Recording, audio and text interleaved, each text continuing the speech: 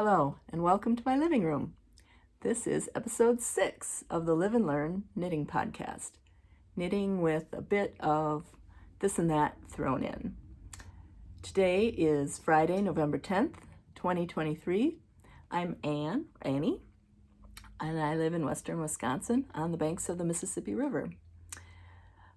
Let's get started. So many of you, the comments have been just great, and a lot of you say you like to sit back with a cup of tea and listen to the podcast, and you know, that's how I listen to podcasts too, with my knitting and a cup of tea. And I do also have a cup of tea today. My tea today is yogi tea. I really like yogi teas. This one is sweet clementine, which is for stress support. I'm not too stressed today, but I like the sweet clementine. I think it's got a very good flavor. And I also like that yogi tea puts a little saying or, not your fortune, but just a little affirmation on every little tea bag tag. And today's said something like, those who love are happy. Well, yeah, obviously, they are. But it's a good thing, to say how to be happy. We should all be happy. So, yogi tea. And this cup is Polish china. Actually, it's from, I'm not sure if I'm going to say this right, Ljubljana region in Poland.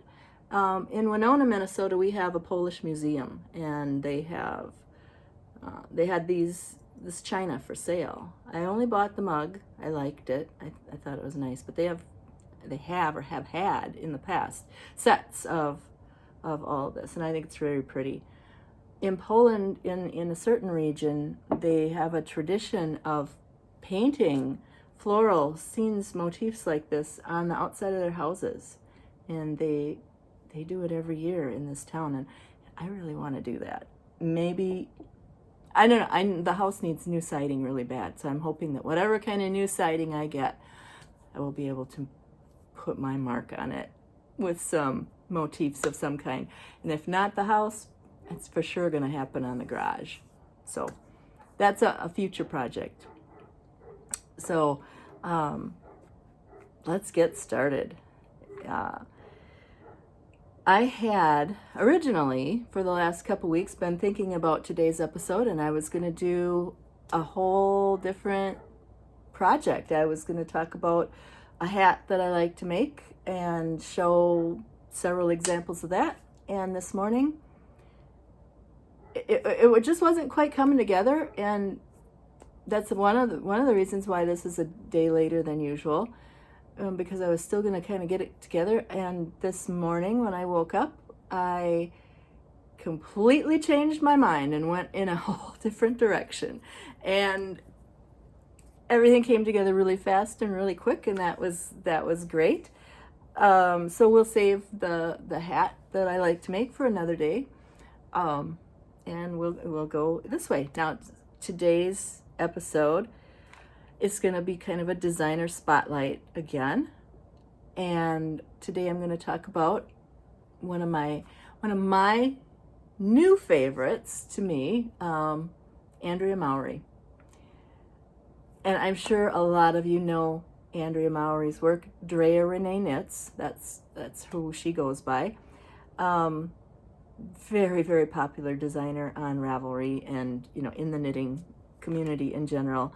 Again, like I talked last time about Martina Baim and saying that I was very late to the Martina Baim party and the hitchhiker revolution and all of that. I was also very late to get on the Andrea Mowry bandwagon. I'm really glad that I did. Her two main popular patterns are the Weekender sweater and the night shift, or the shift cowl, and then she has a shift shawl. She has a shiftigan cardigan. I think there's a shift hat. There's a shift everything. She took that motif and ran with it. And for the longest time, those were her two popular patterns, and I I didn't really care for the weekender. I mean, it's a nice sweater. It's knit bottom up, which I don't like to do so much anymore, so I was hesitant. It shows the reverse stockinette to the front, which is not my favorite. So there were just a lot of little things. It's a drop shoulder, which I'm trying to sit more straight. I noticed I seemed like I really slouched last time. Anyway, so drop shoulders can kind of make me look a little more slouchy than I want to. And on her it looks great. On other people it looks great. It's just not the best, the most flattering shoulder for me. So I was hesitant to, I haven't made a weekender. I have the pattern for the weekender light. Someday I might do it. I'm not, it's not high on my list. The shift, I saw a lot of shifts that to me were too busy. Too busy. And I thought, and texture, you know, it's like there's a lot of texture, there's a lot of multicolor stuff going on, and I would see people's examples on Ravelry and go, no, too much for my personal taste. I saw some that were very pretty, very, very nice, but just too busy for me. And the shawl, I'm trying to remember what shape her shawl was.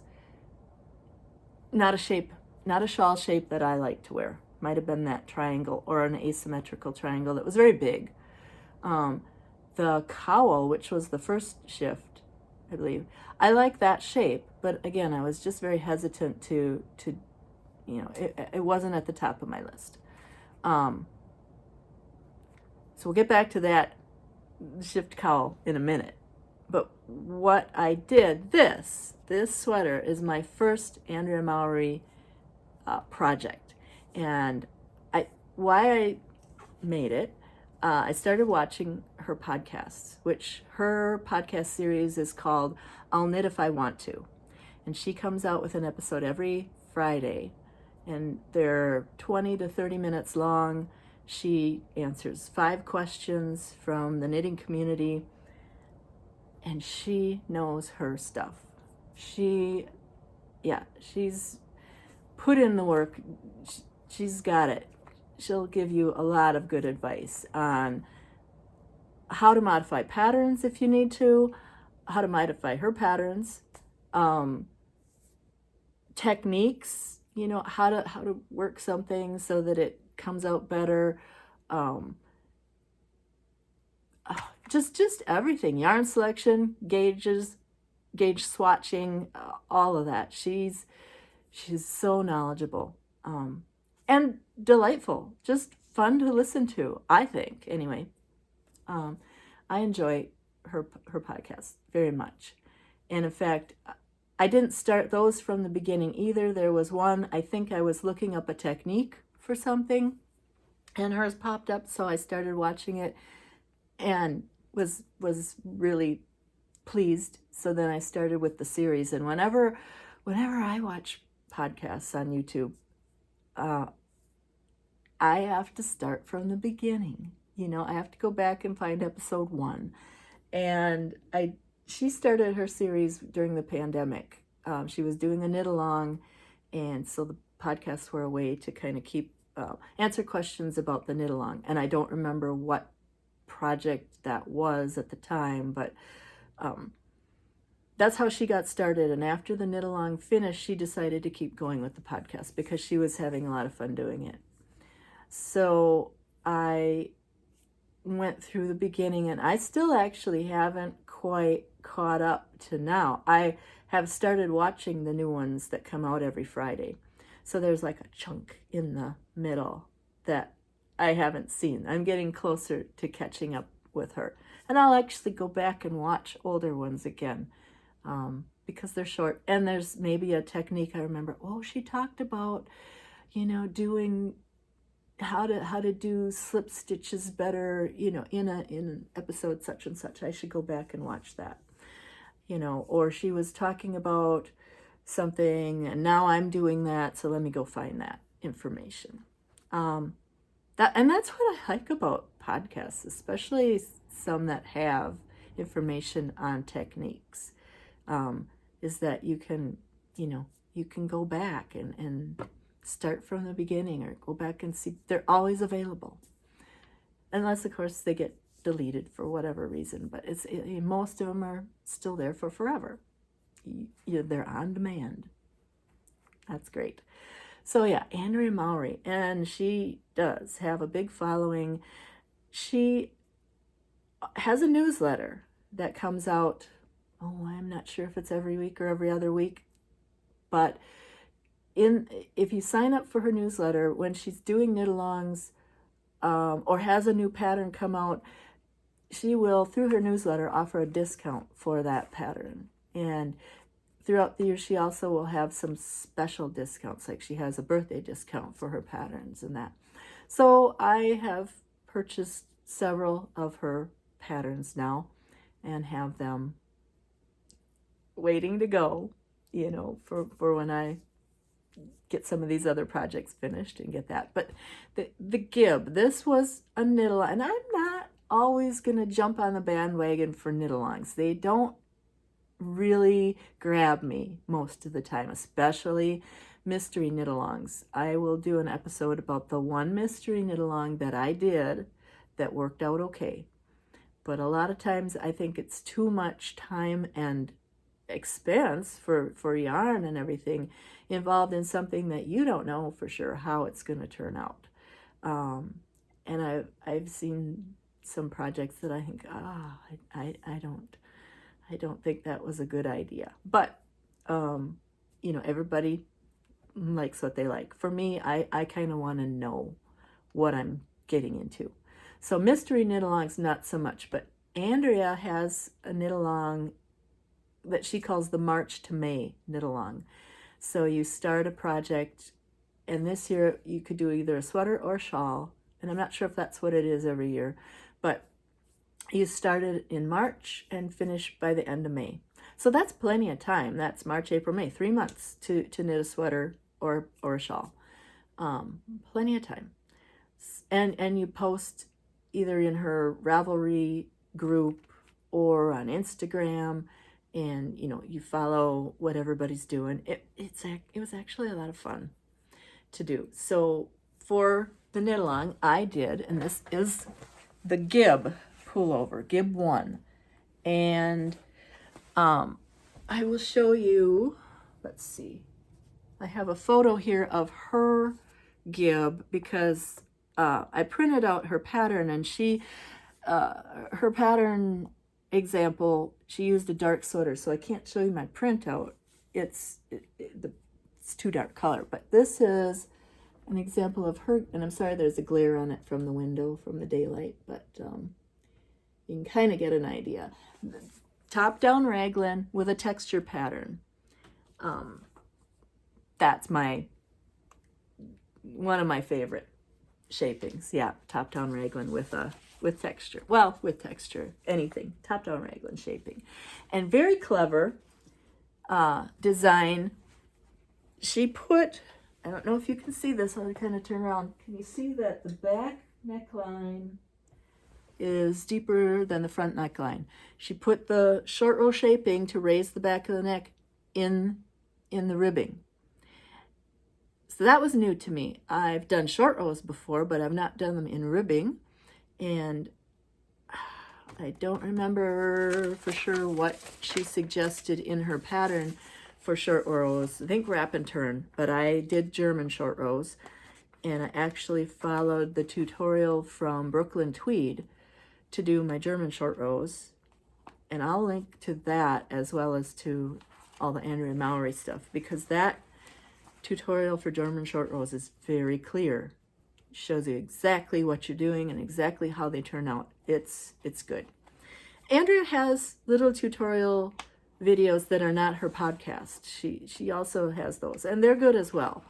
But I just happened to pick the Brooklyn Tweed video to help me through the German short rows. But if you buy a pattern from her, she's got all of the details on how to make it, suggested yarn, And then she's got a nice page of notes. And the notes, she gives you a lot of tips and techniques of what you need to watch out for in this, in any particular pattern. Describes how things are shaped and why things are happening the way they are. And then she gives a lot of links to the tutorials for the elements that you need to do. She really likes to do a tubular cast on and bind off. That is not something that I place as much importance on, let's say. I'm fine with doing long tail cast on. For me, I think it's neat. I can do a neat and tidy one. Everybody has their personal preference. So she does that. She also had something here, Kitchener stitch on one needle, which I don't remember needing to do. Oh, and then she has a tutorial in here for cabling without a cable needle. This is, I'm trying to remember how many stitch. I think it's just a 4-stitch cable. It's pretty basic. I don't mind using a cable needle cable. I've done it without a cable needle. To me, it's like, I'm fine using the tools. I don't think it's extra effort to use the cable needle. I think it's extra effort to not use it, for me personally. But she gives you all these options of how to do it. And this pattern for the Gibb 1, there's also a Gibb 2, which I believe is the men's version. So it's maybe a little broader. She does something different with the shoulders yeah. So there's a Gibb 1 and a Gibb 2. This is Gibb 1. And so it's 17 pages, this pattern. There are a lot of notes. It's definitely one, where there's a lot of how do I want to say it? Now, I don't want to say convoluted. It's not convoluted, but there's a lot of information. Let's put it that way. So definitely, want to circle your sizes or highlight your sizes, because it does go into well, if you're knitting this size, do this, then down further. Well, if you're doing this size, this. So that is good. It's good to have all that information. And that is one thing about independent designers, that they can do that. If this is a sweater published in a magazine or a book, it has to be much briefer than that. So to have all these extra words and extra information, it is so helpful. And that is definitely a plus for the independent designers and their patterns. So yeah, it does go like here, size 9 only, and do this. And then of course she has the cables and the texture pattern, all charted out, and charts for every size, which is very helpful. Very helpful. Now, my modifications to this sweater. It might look the same. Oops, that is a lot of glare. Might look the same. It's not quite, because I did my swatch to see, what gauge I was getting. And that's how I work too. I make a swatch and I make it how I like it. And then I take the measurements of the swatch and see what I'm getting per inch or per 4 inches or whatever, and find which size matches that gauge. I don't necessarily, I find the fabric I like better, and then find the size to match, and maybe do some alterations from there if I need to. But so I did my gauge to see how, with the yarn that I chose, and I was doing her stitch pattern, and I knew it was just a simple texture pattern. It's a 4-stitch pattern repeat. It's pretty simple, but for me, the way the repeat was going, it was not that simple for me. I was having a bit of a problem with it wasn't becoming, intuitive to do. And I thought, well, golly, I don't want to have to keep following the pattern in the chart or put stitch markers every 4 stitches. That's, that's crazy. So rather than do that, I wanted this to be fun for me. So I ended up doing a different stitch pattern, which I think is called a broken moss stitch or a box stitch. I believe it's more called box stitch. It's also a 4-stitch pattern that repeats 4 rows, 4 stitches, just the same as hers. So it's just a little different, just a little bit. Gives you the same effect, and was just so much easier for me to comprehend. Someday I might go back and give her texture pattern a try again, maybe on a hatch or something, and see why I was having so much trouble understanding it. Who knows? It could have just been an off day for me, and I wanted to get going, and yeah, some days that happens, doesn't it? It just doesn't make sense, and then the next time you look at it, you go, oh, that's what it should be. So, Gibb, I made this, I did the March to May knit along, and I can't remember when I finished it exactly, before the end of the knit along. I wasn't rushing to do it. I had other stuff going on, but I really enjoyed knitting it. And it was one that was pretty basic so that I could take it anywhere. The only time I didn't take it with me somewhere is, if I couldn't take it because it was too big and got to the point where it was too much to carry. But for the most part, I could take it and work on it anywhere. And maybe, I'm trying to remember, I think there was a bit of sleeve shaping, which of course there was. In a texture pattern, you don't see necessarily the increases and decreases. I can't even really find a seam here. So that was fun. The yarn I used for this sweater, which, I really love this yarn. It's old. It's no longer made anymore. It's called Tweed. Aptly named Tweed because it's got little, tweedy flecks in it, which is one of my favorites. And this is from a company called Lane Cervinia from Italy. And it was a blend of 65% wool and 30% acrylic and 5% polyester. So, a wool acrylic blend made in Italy. This I got from, and it does say hand wash only. So even though it's, half acrylic or a third acrylic, they still want you to hand wash it, which that's interesting to me. It also talks about selected secondary fibers, and it's got the recycled symbol on there. So it makes me wonder if the Tweety bits maybe, or the acrylic, I'm not sure, is a recycled fiber. Perhaps. This yarn I bought in the 90s, mid to late 90s, from Webb's. And it was back when, now Webb still does this on a little different format, but back in the 90s, they had grab bags for sale. And you could buy a grab bag of 10 balls of yarn for $10. $10. And of course, shipping. So I would, and I don't remember I don't think they had a free shipping, if you bought $100 or something like that.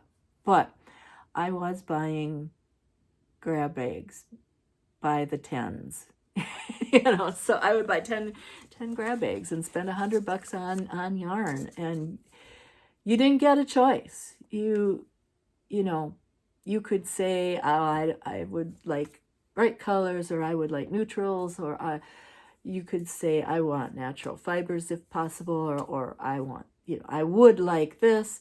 You didn't get a choice. It was always a surprise. And most of the time, it was a very good surprise. And I do still have some of that grab bag yarn left. And sometimes, like these were 50-gram balls. Sometimes it was 100-gram ball or skein of yarn. Sometimes they were really cool, and I like this. I think I had 2 or 3 shades of this yarn, when they sent it. But sometimes it was, something that was very much a novelty yarn that you either loved or hated. And what did I do with all of those bags of yarn that I bought? Well, I used some. I sold some. I swapped some. Yeah, I mean, I just seem to have uses, or, do something with them one way or the other. They're not all still sitting upstairs. I did use a lot of them. I was doing more, I don't want to say production knitting, because that really wasn't it, but doing more things, more, it's just somehow we had a guild, weaving guild. I know I took some there. I was going to craft shows and selling things, so I might have taken some along, not only selling the things that I finished making, but also selling materials and projects. A friend of mine and I, we did do one time, we had an open house, because she raised sheep, and so she had a lot of wool that was processed, and bats and things like spinning fibers and everything that she wanted to sell. So we had an open house once at her home, and I believe I took a lot there and sold, the things that I didn't want to use myself. So anyway, this lovely yarn, and this sweater, I'm kind of fussy. I don't necessarily like things next to my skin, but this is very comfortable next to the skin. I'll stand up again. It's, okay, 10 50-gram balls. That's 110 yards a ball, so worsted weight yarn. I was not sure. I was hoping that there would be enough for the sweater. You never know, because that was it. That's all I could make, and that's why I really like doing the top-down construction. Now you can see it's a bit bracelet lengthy. The sleeves are, ideally they would have come down to here, and actually I can stretch them out to do that. I'm trying to remember. I don't think I've even washed and blocked this yet. I finished it in May. I believe I wore it one time after I finished it, because it was still a little chilly. Just wore it to knitting day, once, our weekly knitting group that gets together. And then it just sat all summer. And I've been wearing it a couple times now. And yeah, I don't think I've even officially washed it and blocked it. So it's possible that I could get this sleeve, since this is a stretchy textury pattern, to go down to my wrist. There, I pull it. But I don't mind. I really don't mind having my wrists, having this open. It's fine for doing a lot of work, like doing dishes and stuff like that. So that's fine for me. So yeah, this is how much yarn I had left of my 10 balls. And I used it. I like it when projects work out like that. So it was a good pattern, a well-written pattern. I enjoyed making it. It's maybe one of, I don't want to say one of her more simpler patterns, but let's say that, because she does have some that have a lot of twists and turns and techniques and colors and going in different directions. And she's got some that are, let's call, very fashiony. I'm not sure I'd do those. I'm more of a plain Jane type of a knitter, but she's got something for everybody. So that's me. That's the Gibb sweater. I do have another project of hers that I am making. I like I said, that shift cowl, I wasn't seeing, it just wasn't jumping at me. And then my friend Ellen made one. And my gosh, Ellen, she has got some color sense, and she made one that was so darn sophisticated looking. It was done in Malabrigo Dos Tierras, and she used it was either a dark brown or a black and a gray and the Frank Ochre colorway. And it was just stunning, And I didn't want to copy Ellen 100%, but boy, it made me want to make the shift cowl. She did it to me, she's like, yeah, it was just, I couldn't stop looking at it when she wore it to knitting. That is gorgeous. So she actually came over one day. We pulled out all my Malabrigo yarn and sat and tried to pick out colors for mine, and I think we came up with a good selection. So I am doing mine with a navy, and I'm not going to remember the names of these colors. I don't have them in the bag here with me, but I'm using a navy and then a red and an orange, and I think it's also kind of turning out a little bit sophisticated. I'm pleased with it. I've had to put it aside to work on things that are a little more pressing, but I'm enjoying it. I'm enjoying the knit. It's a mosaic pattern. It slip stitches. Yes, I need to get this one back into the rotation as soon as I finish some other projects. So yes, I did jump off the bridge to do the shift, which is Andrea's second most popular pattern. Yeah, it's good. And that's the thing, if you don't see, just keep looking, because you will probably find a version of it, of something, that you like. And we don't have to knit everything, of course. We don't have to do the things just because they're popular, but yeah.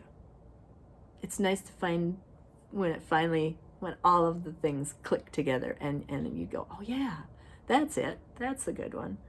So that's the shift and the sweater I'm wearing. Oh, her newest thing that she just came out with this week, I believe, yes, is this sock pattern, which called Totally Tessellated. And she's going to do a knit. She always does, apparently. I've not done this before, but she does a knit along over Thanksgiving weekend. How to, to knit a sock in 4 days, or a pair of socks in 4 days. And this is the pattern for the knit along. It just came out this week.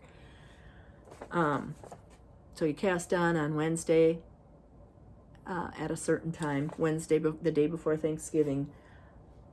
I am going to be visiting friends for Thanksgiving, so I thought, well, I've got to get everything with me, because I don't want to, start this project and not have enough yarn or not have the right needles, all that kind of stuff. So I did a little gauge swatch to play with colors and yarns and see what size, because I was worried. I've got my go-to sock numbers now of what I want to use, and I've knit other people's sock patterns before and been disappointed because I followed their pattern and then the socks are too big, usually too big, too slouchy, too, especially if there's some sort of a pattern to them, texture or stitch pattern or something. And even my own socks, my own patterns have been that way sometimes. And so been very happy the last 3 or 4 pair of socks I knit. It's like, okay, this is it. Just stick with this. Don't change your numbers. So I was worried about using her numbers and what needle was I going to use too, what needle size. So I did 4 different sock sizes here. The bottom row is a different needle size, the bottom motif.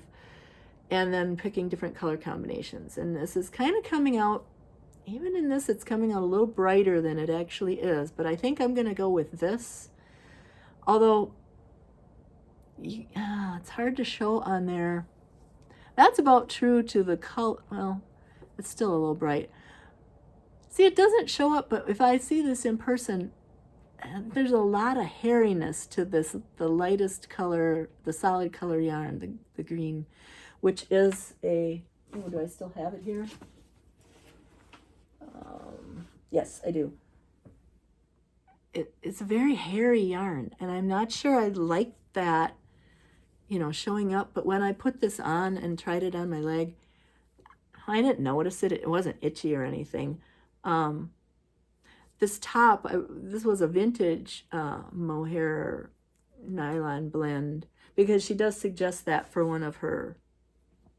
She uses, it's three yarns, and one of hers is, you know, everybody's putting mohair nylon or mohair silk with everything these days. So that is one of her yarns. That's why I tried the mohair in the top sample. It was too big. It was a little too bulky for the other. You know, it kind of overtook that. You could, yeah, I just didn't like it as well. So I switched down to this one, which is a little more, goes along better with the others, with the other yarns.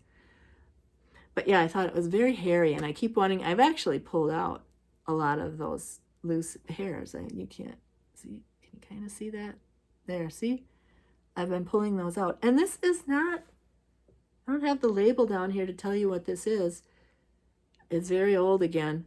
But I don't know why they have these in here, because this is all acrylic and nylon and stuff. So why did they put in all of these weird things that, you know, they could make a yarn with a halo in it and not have these, oh, let's make it look natural by adding a lot of loose ends. Why? Anyway, I did kind of want to use this up. So it goes, the color goes. I'm happy with that. So this is a dark green background, then a multicolor, it's over, I can't reach it, it's out of reach. A multicolor, and then the green, then the lighter green.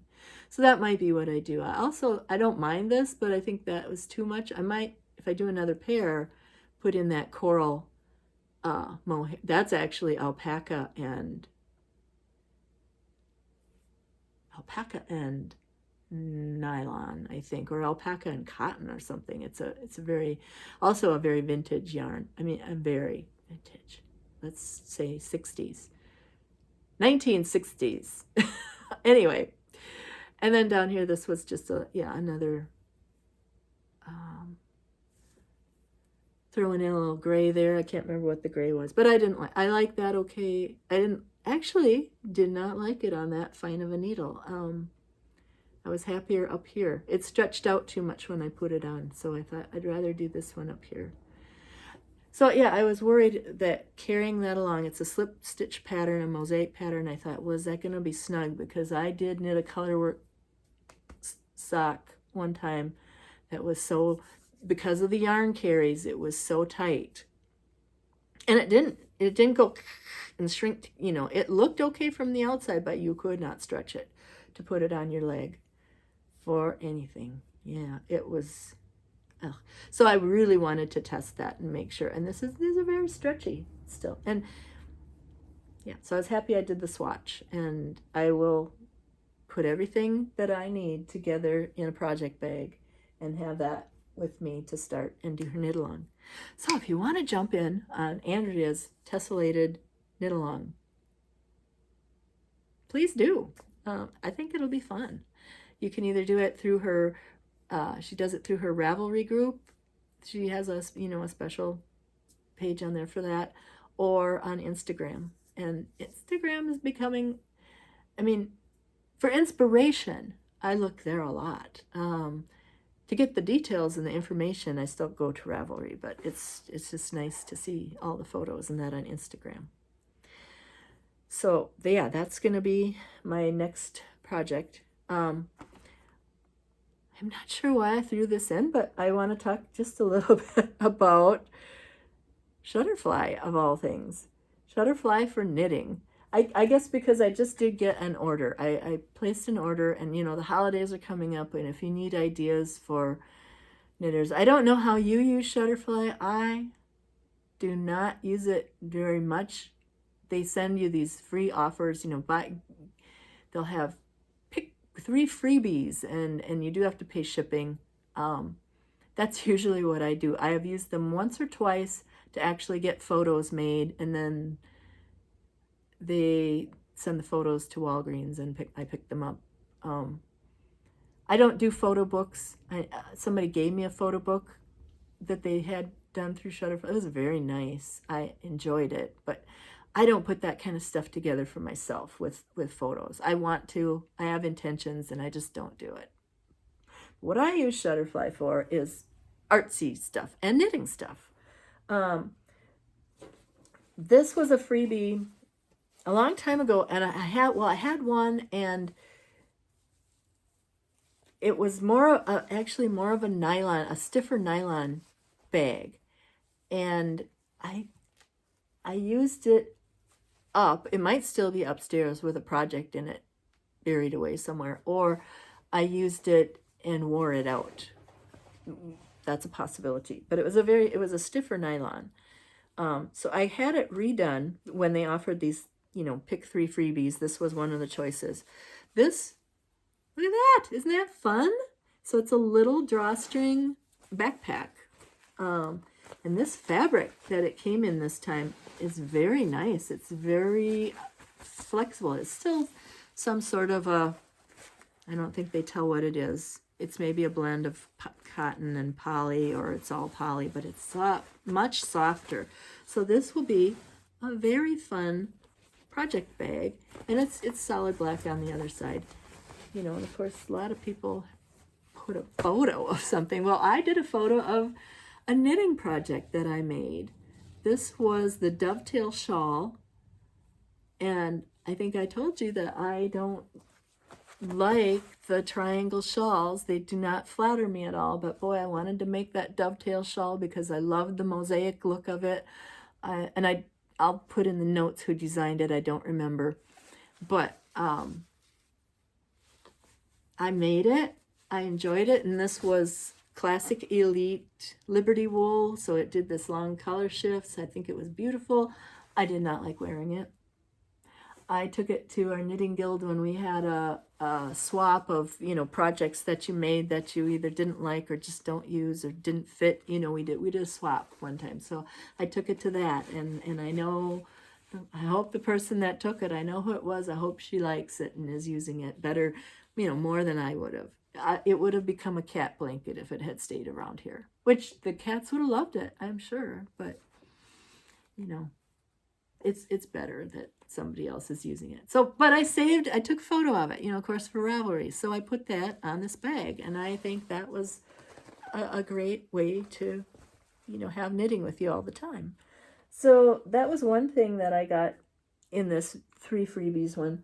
Another one, which I haven't had this product before, but I really enjoyed it, was a little Christmas ornament. So this was another project that I made. This was a cowl, and I don't know if I showed this before or not, but this was a cowl, and so yeah, I had a photo of it. Look how nice that worked out on this ornament. This is metal. It's pretty high quality and nice and shiny, glossy, and then it's actually 2-sided. So on the other side, I put a photo of this is a sweater that I made. This is Alice Starmore's Oregon sweater, Fair Isle knitting at its finest. Oh, wonderful pattern. I'll show that project someday. But yeah, so that lovely little ornament for the tree, and they sent it along with this nice ribbon to hang it from. So that was a good thing. There was a third thing in this. Oh, yeah. The third pick for 3 freebies was a notebook. And again, I used the same motif from the cowl again. You know, we photograph our projects for Ravelry, or some of us do, and use that for more than just your, you know, just Ravelry. Use it in something like this. We all like notebooks for our, and this is what the pages look like on inside. I haven't opened that one yet. So it's dots. It's, you know, but I got one once. I was hesitant because I've had some notebooks in the past that the paper, so all of a sudden my pens don't write, and it's the paper. It has either a coating on it, or, you know, you can really get into high quality papers in that. And this is nice paper. I'm okay with this paper. It's a little bright and smooth, but my pens are still working on it. Yeah, I'm happy with it. I'm using this. This is another one that I did with a cat, with a piece of artwork. I go online. I like to collect artwork that I see online. And I've used it in some Shutterfly projects. Now, this is just for me personally, you know, it's not something that I'm not using somebody else's thing and selling it or anything. It's just for me personally. So I feel okay doing that. And a lot of times it is just my own stuff too. But I did make a calendar for myself this last year, because they'll have calendar offers at this time. They've already had one go through, and the first calendar I made several years ago it did have more of my photographs of the cats, photographs of scenes that I've taken outside and, you know, around the area and that. And it was a wall calendar, and that was the very first thing I think I did through Shutterfly. I liked it. It was a lot of work though to come up with 12 months worth of pictures, and then you could also put pictures on special days of each month. Like if it was, you know, so-and-so's birthday, you could put a picture of them on the date. You could get really elaborate with that project. That was fine, but I did that once for my brother too. He likes trains, so I found a whole bunch of train paintings from a certain artist, and I made that gift for him, doing that. But this year I got myself a little desk calendar, and I just used, again, artworks that I found online, things that I was saving because I liked them. And some of like this one actually has a lot more to the artwork that's down here. There's a sleeping giant under the snow, and sadly it didn't fit in the format. You know, you need squarer things. Didn't fit, had to cut him off. And you also have to be careful, you know, they'll tell you if the picture's going to turn out, or if it's going to be too blurry, you know, if you're blowing it up too much or not blowing it up enough, you know, they'll tell you if it's a good enough quality photo. So like that was April. Just these little room scenes. I did get there's June with the strawberries.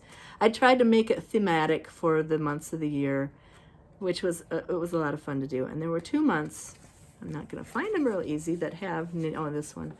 This little girl she's watering all of her plants in the window, and she's got her knitting on the table there. I think that was so sweet.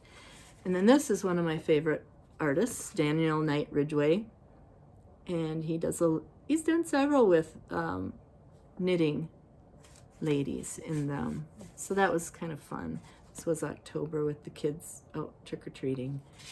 Yeah, so I put that together. That's just for myself, but it's been fun to have this to look at every month.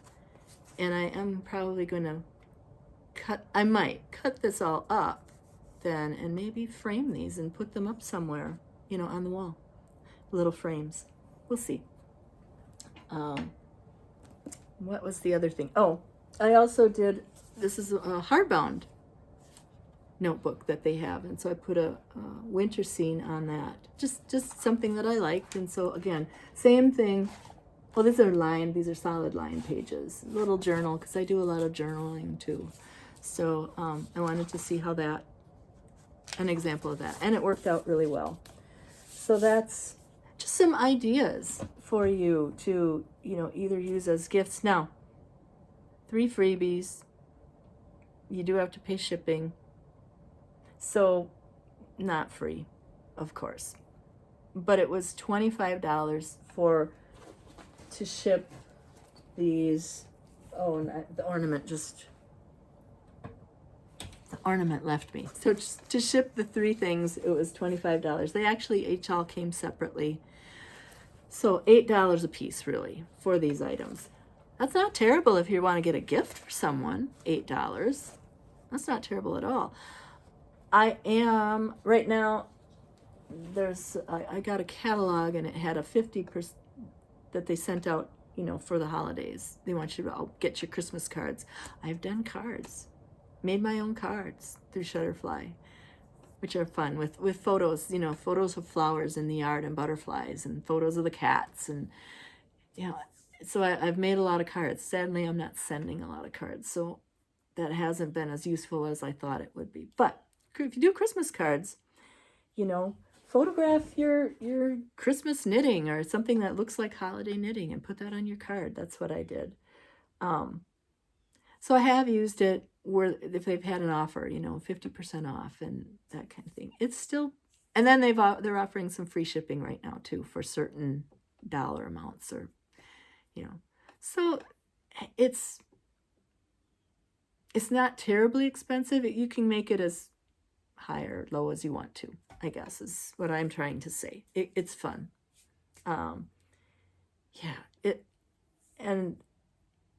I don't know, somebody might tell me, well, it's not ethical, it's not environmentally good. I'm not sure. I haven't gone that far down the study of Shutterfly. I don't use it constantly, but every now and again, I'll buy something from them.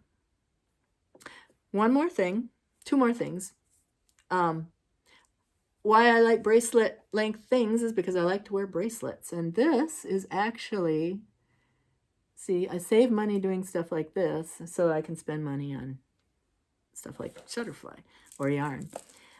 So I had gone to the thrift store a couple years ago, and I found, this is not the one, but I found a necklace like this. And it actually had a bunch of strands, and it also had a big motif, a big metal motif to it, and a couple other, like maybe a tassel or a couple tassels on it. But it had all of these round, these are wooden, squared, rounded beads, and then these accent beads and things.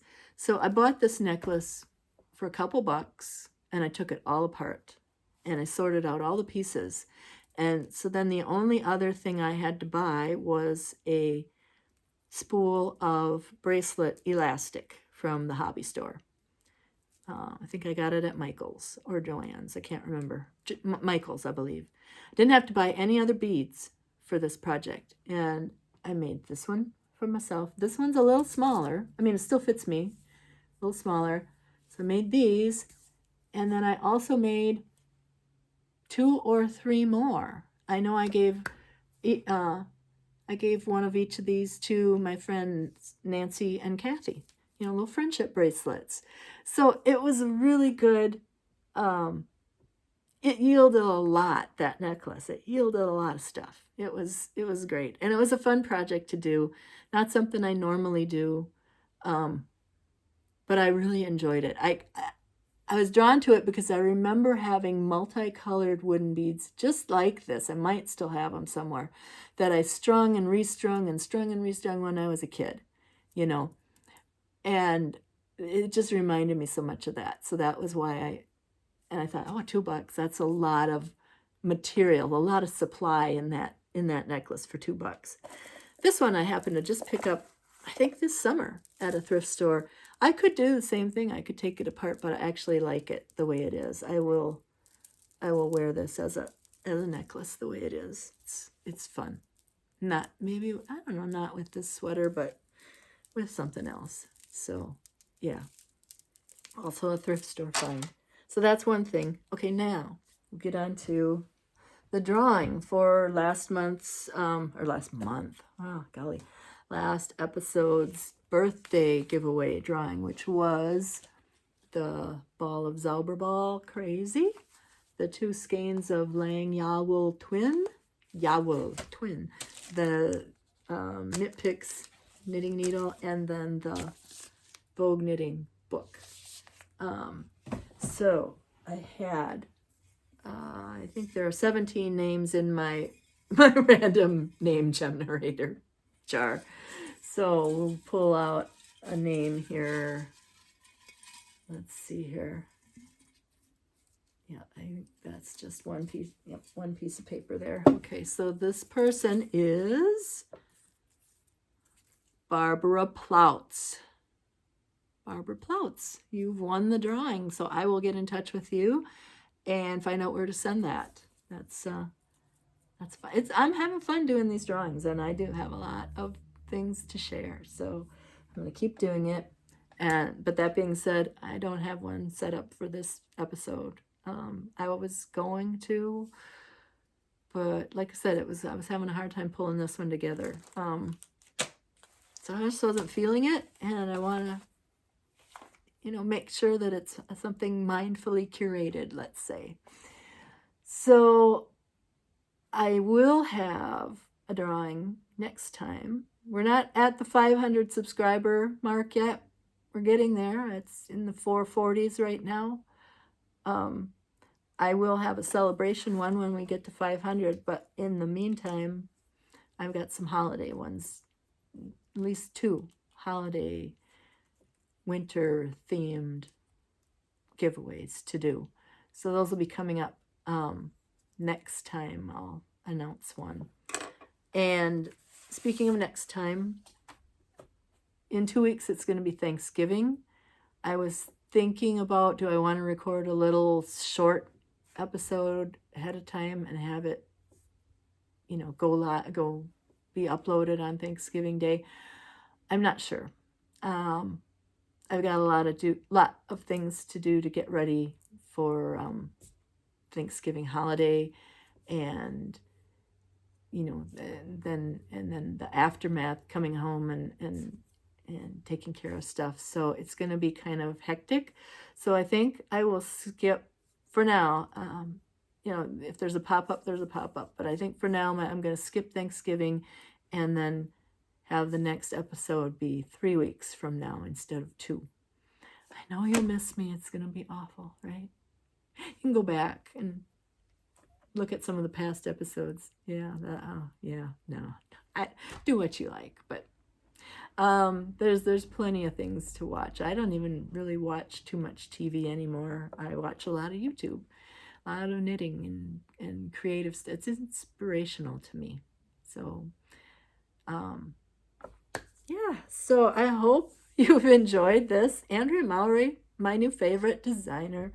I like her podcast, and she was actually one of my inspirations for doing this podcast, which is now almost an hour. I'm really sorry. I talk too much.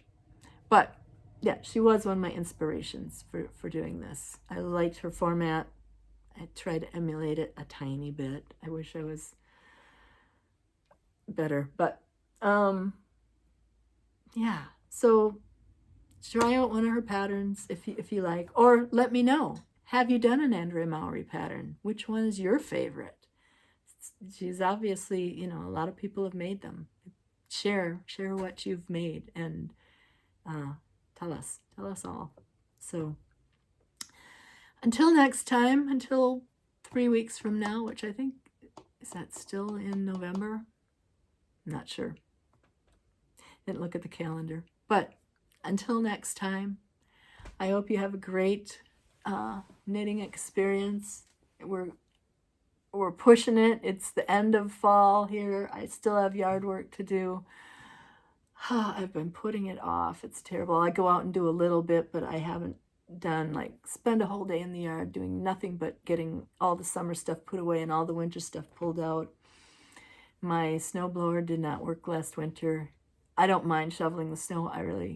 It's fine, especially because I don't have to get up and rush off to work. So I can do it bit by bit. I can take all day to shovel if I need to.